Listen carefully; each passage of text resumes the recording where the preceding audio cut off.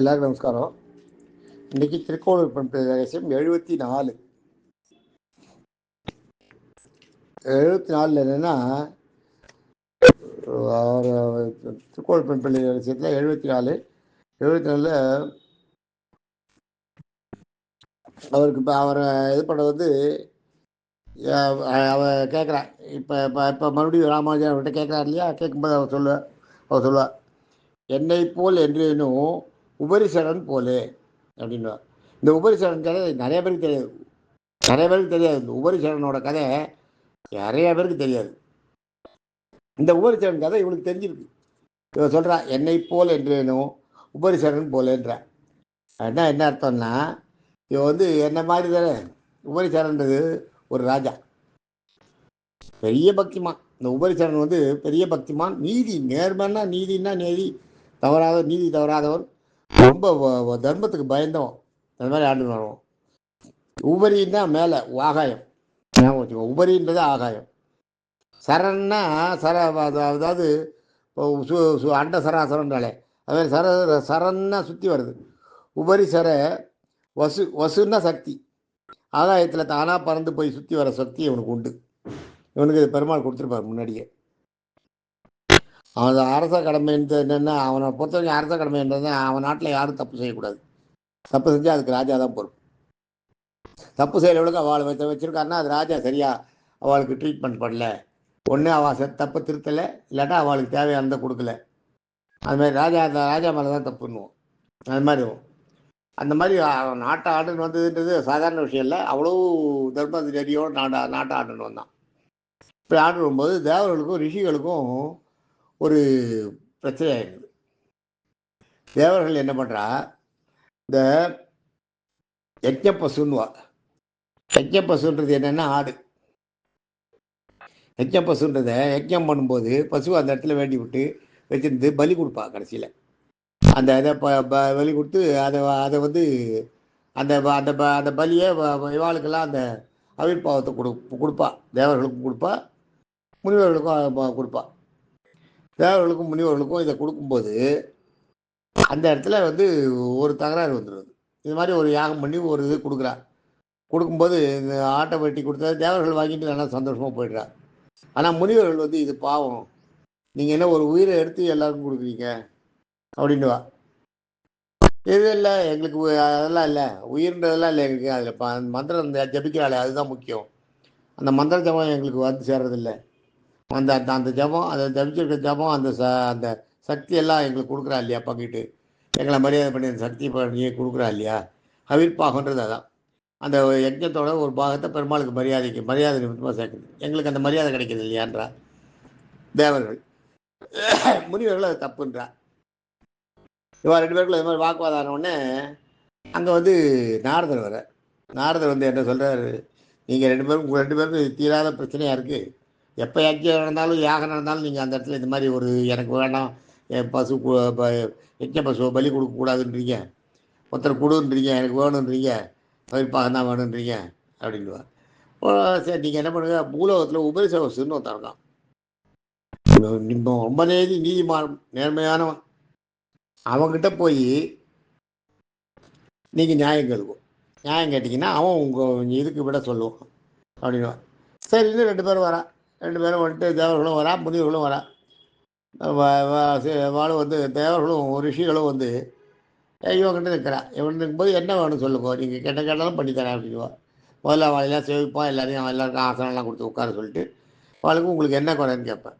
கேட்கும்போது அவர் என்ன சொல்லுவார், அப்போ அந்த தேவர்கள்லாம் சொல்லுவாள், இது மாதிரி யஜ்ஞப்பசுன்ற அந்த ஆட்டை வந்து யஜ்ஞம் பண்ணி முடிஞ்ச உடனே வெட்டி கொடுக்குறது வழக்கம். அதை வெட்டி அந்த அந்த மாமிசத்தை எங்களுக்கு கொடுப்பா, நாங்கள்லாம் சாப்பிடுவோம். அதனால் எங்களுக்கு பலமும் அதிகமாகும், எங்களுக்கு அந்த சக்தி அவிர்ப்பாகும் வந்து சேரும். அதை வந்து பண்ணக்கூடாதுன்றார், இந்த ரிஷிகள்லாம் பண்ணக்கூடாதுன்றா அப்படின்றார். ரிஷிகள்கிட்ட தரப்ப அவளோட வாதத்தை கேட்பான் அந்த ராஜா. கேட்கும்போது அவள் என்ன சொல்லுவாள், நான் பண்ண வேண்டாம்னு சொல்லலை இந்த யாகத்தை, இது பண்ணுங்கோ, ஆனால் இந்த ஆட்டை பலி கொடுக்குறது நியாயமா? ஒரு ஆடு அது உயிர் தானே, அதை துடிக்க வெட்டி அதை கொண்டு போய் அதனோட மாம்சத்தை எடுத்து அதை வந்து ஒரு பாகமாக பிரித்து கொடுக்குறது என்ன நியாயம்? அது தப்பு இல்லையா? அதை பண்ணக்கூடாதுன்னுவார். அதைத்தான் நான் சொன்னேன், வேறு ஒன்றும் சொல்லலை. அதை பண்ண வேண்டாம்னு சொன்னேன் இவாகிட்ட அப்படின்னு அவன் சொல்லுவார்.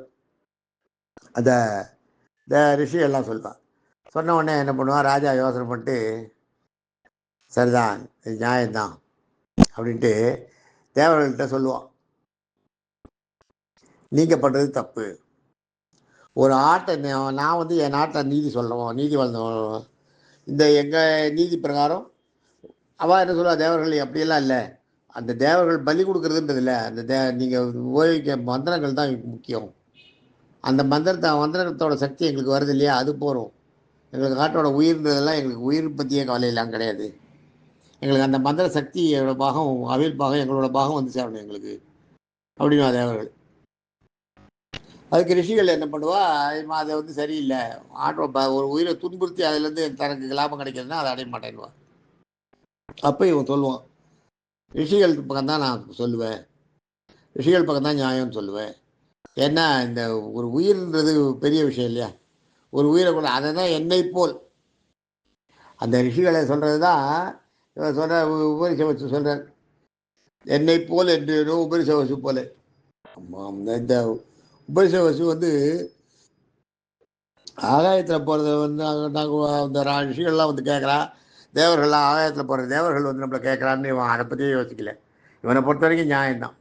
அந்த ஆடு என்ன மாதிரி தானே, என்னை போல தானே, அதை கொண்டா அதனோட உடம்பு வலிக்காதா, எனக்கு வலிக்கிற மாதிரி அதுக்கு வலிக்காதா, அதனோட உயிரை அதை வந்து ஒரு துன்புறுத்தி அந்த மாதிரி ஒரு இது தேவையா, அது வேண்டான்னுவா. சரி அப்படின்னா உபாயம் என்னன்னு கேட்பான் இவர்கிட்ட, அதுக்கு என்ன உபாயம்னு. அதுக்கு இவர் என்ன சொல்லுவார், இவர் வந்து ரிஷிகள்லாம் அவிர் பாகத்தில் வந்து மாவை வந்து உருவமாக பண்ணி வச்சோம்னா அது உயிர் இருக்கிறதா அர்த்தம்.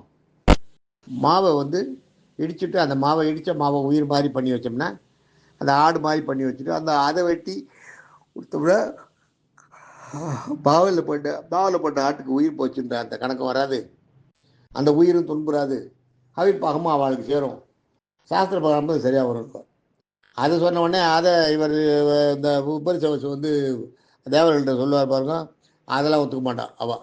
எங்களுக்கு ஆடு தான் வேணும், மாமிசம் தான் வேணும் சாப்பிட்றதுக்கு, எங்களுக்கு மாமிசத்தோட அதில் தான் இருக்குது எங்களுக்கு, எங்கள் பவர்லாம் அதிகமாகும், எங்களுக்கு சக்தியை கொடுக்குறது அதுதான்வா. அப்போ தான் இவர் சொல்லு அது தப்பு அப்படின்னு பாருங்க. தேவர்கள்லாம் இவர் நியாயம் சொல்லுவார்னு நாரதனை இவர்கிட்ட அமிச்சார் நம்மளை. ஆனால் இவர் சொல்கிற நியாயம் எப்படி இருக்குது, இவர் இந்த நியாயம் சொல்லிட்டாரா இதுதான் நிற்கும். அதனால் இனிமேல் நீ ஆகாயத்தில் உபரிசவசுன்னு இருக்கு பார்த்தியா, ஆகாயத்தில் உபரிசவ அந்த பறக்கிற சக்தி, அந்த சக்தி இனிமேல் உனக்கு இல்லாமலே போட்டோன்ற உபரிசவசு சாபம் கொடுத்துருவான் தேவர்கள். இவருக்கு அந்த சக்தி போயிடும். போனால் அதை பற்றி எனக்கு கவலை இல்லைன்ட்டு வருவேன். நான் ஆகாசத்தில் போக வேண்டிய அவசியம் இல்லை, எனக்கு தேவையில்லை, என்னுடைய தர்மம் என்னுடைய நியாயம் தான் எனக்கு முக்கியம், அது கரெக்டாக இருக்கா, அதை நான் கரெக்டாக பண்ணேன்னு சொல்கிறேன்ல, அது போகிற எனக்கு வேறு எதையும் நான் ஏற்றுக்க மாட்டேன், என்னோடய தர்மம் நியாயத்துக்கு அது கரெக்டாக இருக்கு இல்லையா, அதுதான் எனக்கு என்ன நடந்தாலும் பரவாயில்ல, பட் இன்னொரு ஜீவன் நான் அவஸ்தைப்படக்கூடாது, அவ்வளோதான். இன்னொரு ஜீவன் அவஸ்தைப்படுறதை நான் ஒத்துக்க மாட்டேன். அதுமாதிரி ஆடுகளை பலி கொடுக்க வேண்டியது, அதனால தான் இப்பயும் பலி நடுவில் போயிடாலும் பலி கொடுக்கூடாது, அதுக்கெல்லாம் இதுதான் காரணம். அப்பயே அவன் வந்து மாட்டில் வந்து அதுக்கு ஆல்டர்னேட் பண்ணி இப்போ அந்த உபரிசவச ராஜா சொல்லியிருக்கான், அது யாரும் அதை ஃபாலோ பண்ணல, அவ்வளோதான். உபரிசவச ராஜா அப்பயே சொல்லியிருக்கான், மாவில் பண்ணி வைக்கலாம், ரிஷிகள் சொல்லியிருக்கான் உபரிசவசக்கிட்ட. உபரிசவச ஆல்டர்னேட் கேட்டப்ப ரிஷிகள் சொன்னது, சாஸ்திர சம்பிரதாயத்தில் இதுக்கு இடம் உண்டு, மாவில் ஒரு உருவத்தை பண்ணி வைக்கலாம், அந்த உருவமே வந்திருக்க கணக்கு தான். அப்போ ஆட்டோட உருவத்தை நம்ம மாவில் பண்ணி வச்சோம்னா ஆடு இங்கே வந்திருக்கு அப்படின்னு அர்த்தம் தான், அதை வெட்டோம்னா ஆட்டை வெட்ட மாதிரி தான். ஆக அதுக்கு வந்து உயிர் இல்லை, அதனால் அதுக்கு உடம்பு வலிக்காது, ஒன்றும் தெரியாது அப்படின்னு சொல்லுவார். இதை ரிஷிகள் ஒத்துக்க மாட்டான், அது அந்த அந்த தேவர்கள்லாம் ஒத்துக்க மாட்டான். தேவர்கள்லாம் ஒத்துக்காம தான் இவருக்கு இருந்து அந்த சக்தி இருந்தது பார்த்தீங்களா, உபரிசவசுன்னு அந்த ஆகாயத்தில் தானாக பறக்கிற சக்தி இருந்தது, அதனால தான் அவருக்கு பேர் வந்தது. உபரின்னா ஆகாயம், உபரிசவசுன்றது அதுதான். இவருக்கு வந்து உபரிசவசுன்னு பேர் ஏன் கொடுக்குறேன்னா, இவர் வந்து ஒரு உபரின்னா மேலே ஆகாயம், சரம்னா சஞ்சரிக்கிறது, அதான் வந்து போகிற சக்தி, போகிறது. வசுன்னா சக்தி, உபரிசவசுன்னா ஆகாயத்தில் பறந்து போகிற சக்தி. அந்த சக்தியை இவருக்கு இல்லாமல் போகுதுன்னு தேவர்கள் சாபம் கொடுத்துருவான். தேவர்கள் சாபம் கொடுத்த உடனே இவர் அதை பற்றியே கவலைப்படல, அது போனால் போகிறது பரவாயில்ல, எனக்கு அது இல்லைன்னா பரவாயில்ல, என்னை போல் ஒரு ஆடு ஒரு உயிரை நான் காப்பாற்றினேன், எனக்கு அதுவே போகிறோம், அது எனக்கு முக்கியம் அப்படின்னு சொல்லிட்டு விட்டுருக்கார். அதை தான் இந்த இடத்துல இவ சொல்றா. இவ வந்து என்னை போல் என்றேனோ உபரிசவசு போல. உபரிசரன் கிட்ட இவெல்லாம் கேட்டப்ப உபரிசரன் அவனை சொல்லுவான். உபரிசர வசுன்னு பேர் அவன் பேர். உபரிசரன் கிட்ட கேட்டப்ப என்ன சொல்லுவான், தேவர்கள் கேட்கும்போது நியாயம் கேட்கும்போது நியாயத்தை வந்து அவர் கரெக்டாக சொல்லிடுவார். என்னை போல் என்றேனும், அந்த ஆடு என்ன மாதிரி அவஸ்தைப்படாதா, என்ன மாதிரி அந்த ஆடு கஷ்டப்படாதா அப்படின்ற. அதைத்தான் சொல்கிறீங்க. என்னை போல் என்றேனும் உபரிசவசு போல. அது மாதிரி நான் ஏதாவது நியாயம் சொன்னேன்னா, தேவர்கள்ட்ட கேட்கறது தேவர்களாகவே இருந்தாலும் அவன் அப்போ சைடுக்கு தப்பாக கேட்குறா. இவா கேட்குறது ரிஷிகள், சாதாரண மனுஷனாக பிறந்த ரிஷிகள் கேட்குறது நியாயமாக கேட்குறா. அதனால் இவாளுக்கு தான் சப்போர்ட் பண்ணணும்னு நான் சொன்னேன்னா, நான் என்னை பொறுத்த வரைக்கும் அந்த மாடு அவஸ்தைப்படக்கூடாது. ஆட்டோட உயிர் பிரியறதை என்னால் ஏற்றுக்க முடியாது. உயிரை வந்து எந்த உயிரையும் இறைவனால் படைக்கப்பட்ட உயிர் அதுவாக தான் போகணும். நம்மளா அதை போக்க வைக்கக்கூடாது அப்படின்றத அவர் சொல்லுவார். அதைத்தான் அவர் சொல்கிறா இந்த இடத்துல. என்னை போல் என்றேனும் உபரிசவசு போல். உபரிசவசு போல் நான் ஏதாவது சொன்னேன்னா, நான் ஏதோ போர் விற்கிறவர், நான் ஒரு முயல் புழுக்க மாதிரி. முயல் புழுக்க மாதிரி நான் இப்போ கரையில் இருந்தான்னா, ஆட்டில் தரையில் இருந்தான்னா, வயலில் இருந்தான்னு என்னை பற்றி என்ன இருக்குது? நான் என்ன உபரிசவசு மாதிரி ஏதாவது சொன்னேன்னா, நீதி சொன்னேன்னா, நான் நேர்மை சொன்னேன்னா எல்லாரையும், அதெல்லாம் கூட இல்லையே. அந்த மாதிரி பெருமையெல்லாம் கூட எனக்கு ஒன்றும் இல்லையே அப்படின்னு சொல்கிறா. ஆமாம், நீங்கள் கேட்ட உடனே உபரிசவசு கதையை இவன் சொல்கிறான்னா இவன் எவ்வளோ பெரிய ஆளாக இருப்பா. இவளை வந்து கேட்கணும், இன்னும் கேட்கலாம், இவளுக்கு இன்னும் என்ன தெரியுதுன்னு கேட்போம் அப்படின்ட்டு மறுபடியும் கேட்பார். இவர் இன்னும் கேட்பார். அடுத்தது நாளைக்கு பார்ப்போம். தேங்க்யூ.